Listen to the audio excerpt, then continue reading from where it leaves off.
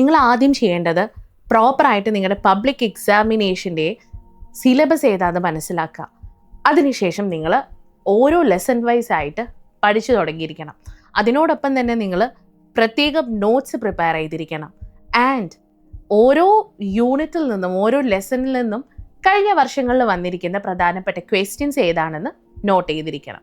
ഇതൊന്നും നിങ്ങൾ പ്രോപ്പറായിട്ട് ചെയ്തു തുടങ്ങിയിട്ടില്ല എന്നാണെങ്കിൽ NIOS 2026 ഒക്ടോബർ ബാച്ചിൽ അഡ്മിഷൻ എടുത്തിരിക്കുന്ന വിദ്യാർത്ഥികളുടെ കാര്യം വളരെ ബുദ്ധിമുട്ടായിരിക്കും. ഇനി 6 മാസം കൊണ്ട് SSLC+2 കൂടാതെ ഇന്ത്യയിലെ ഏറ്റവും മികച്ച യൂണിവേഴ്സിറ്റികളിൽ നിന്നും UG, PG എന്നീ കോഴ്സുകൾ ചെയ്യാം. കേരളത്തിലെ ആദ്യത്തെ ഡിസ്റ്റന്റ് ലേണിംഗ് ആപ്പായ ഫ്യൂച്ചർ പ്ലസ് അക്കാഡമിക്കൊപ്പം. Hello everyone, yes I am one and only your Sudhar ബാബുസ്. 2026 NIOS ഒക്ടോബർ ബാച്ചിൽ അഡ്മിഷൻ എടുത്തിരിക്കുന്ന വിദ്യാർത്ഥികൾക്ക് വേണ്ടിയിട്ട് അവർ പ്രത്യേകം കൃത്യമായിട്ട് ഫോളോ ചെയ്യേണ്ട കുറച്ച് കാര്യങ്ങളാണ് ഞാൻ ആദ്യം പറഞ്ഞത്. ഇത് ഏപ്രിൽ മാസമായി, ഇനിയിപ്പം നമുക്ക് ഒക്ടോബറിൽ എക്സാം സ്റ്റാർട്ട് ചെയ്യും. അങ്ങനെയാണെങ്കിൽ നമ്മൾ പഠിച്ചു തുടങ്ങേണ്ട സമയം അതിക്രമിച്ചിട്ടുണ്ട്. അതായത് ഇപ്പോഴേ നിങ്ങൾ നിങ്ങളുടെ പഠനം സ്റ്റാർട്ട് ചെയ്തിരിക്കണം.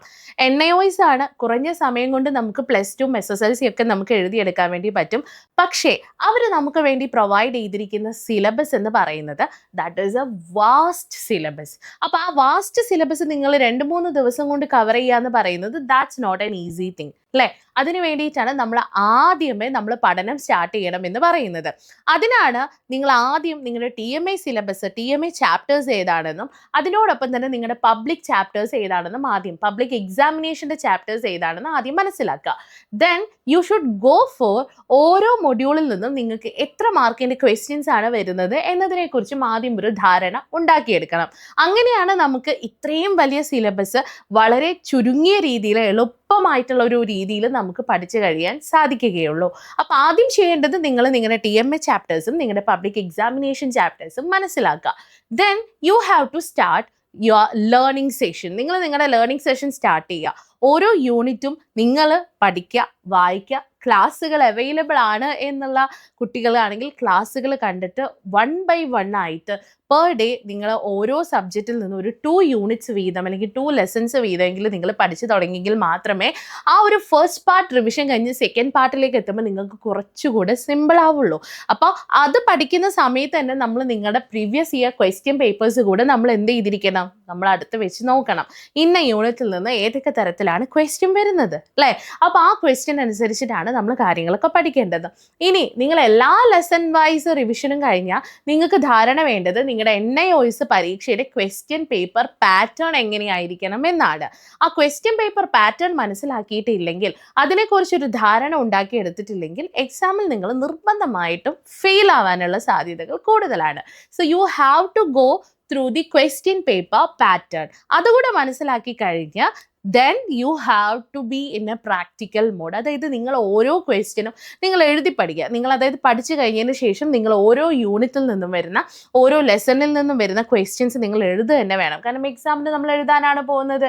നമുക്കൊരു വൈവൈ പോലെയുള്ളത് അല്ലെങ്കിൽ നമുക്കിങ്ങനെ പരസ്പരം പറഞ്ഞിട്ടല്ലല്ലോ നമ്മൾ എക്സാം എഴുതുന്നത്, നമ്മൾ എഴുതി തന്നെ പഠിക്കണം.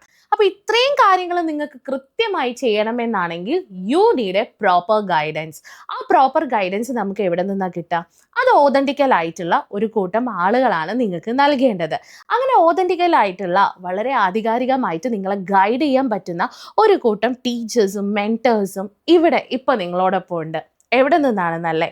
യെസ്, കേരളത്തിലെ ആദ്യത്തെ ഡിസ്റ്റൻസ് ലേണിംഗ് പ്ലാറ്റ്ഫോമായ ഫ്യൂച്ചർ പ്ലസ് അക്കാദമിയിലെ മെൻറ്റേഴ്സും ടീച്ചേഴ്സും എല്ലാം നിങ്ങളെ ഈ കാര്യങ്ങൾ കൃത്യമായി ചെയ്യാൻ ഹെൽപ്പ് ചെയ്യുന്നതാണ്.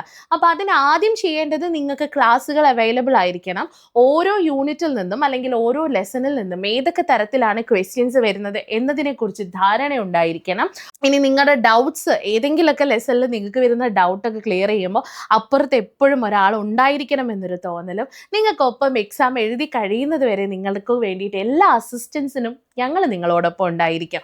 അതിന് നിങ്ങൾ ആദ്യം ചെയ്യേണ്ട എന്താണ്? ഫ്യൂച്ചർ പ്ലസ് അക്കാദമിയിൽ എത്രയും പെട്ടെന്ന് അഡ്മിഷൻ എടുക്കുക. ഞങ്ങൾ നിങ്ങൾക്ക് നൽകുന്ന ക്ലാസ്സുകൾ, നിങ്ങൾക്ക് നൽകുന്ന YouTube and Zoom live sessions, PPT notes, short notes, ഇതൊക്കെ നിങ്ങൾക്ക് വളരെ യൂസ്ഫുൾ ആയിരിക്കും.